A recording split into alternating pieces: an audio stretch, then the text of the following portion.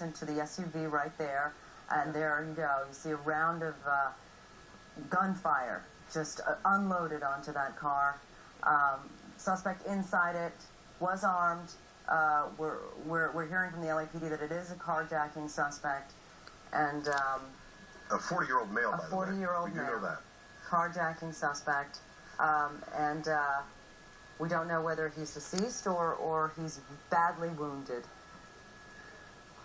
This is some of the earlier activity on the pursuit.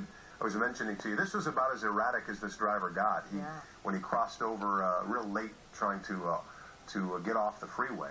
Other than that, he drove rather slowly, drove the normal traffic patterns. This was along Hollywood Boulevard, heading towards the Kodak Theater, or formerly Kodak Theater, Hollywood and Highland, where the Oscars are going to be taking place this weekend. You could see there he would stop, and it looked like he would talk to people. People would say something to him, and then he would move on. And there he runs into some of the barriers, the initial barriers along for the Oscar event this weekend, as he makes a left turn, and that would be Highland, heading southbound on Highland Boulevard, with all the police units in tow. This is a point on the right side of your screen where officers thought he was coming to a stop and that the pursuit may be coming to an end here. And at this point, it turned out that the suspect was just waiting for the light to turn green. That's right. I mean, he was waiting for... He was actually obeying the traffic rules. And once he started to roll again, which you can see him doing right there, police jumped back in their car and followed him again. And Stu had mentioned it throughout that he was, one hand on the steering wheel, the other hand on the dashboard, and you can kind of see that when he was moving around. It ends here, right here at Vermont and Wilshire. You can see it on the right, that Shell station. And look at the civilian on the right there, pumping gas, when all of a sudden, police just start shooting.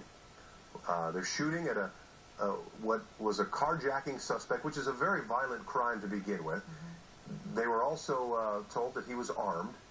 And we saw many moments where it appeared he was waving something. It appeared to be a weapon. So they just couldn't, at that point, you could understand where they just couldn't take a chance with that poor guy trying to get away from his car. Yeah, you could see the desperation of that poor guy just crawling away from all of that's happening, what's happening near his car. And all that gunfire, he must have just been terrified. Well, you just got to feel for this guy.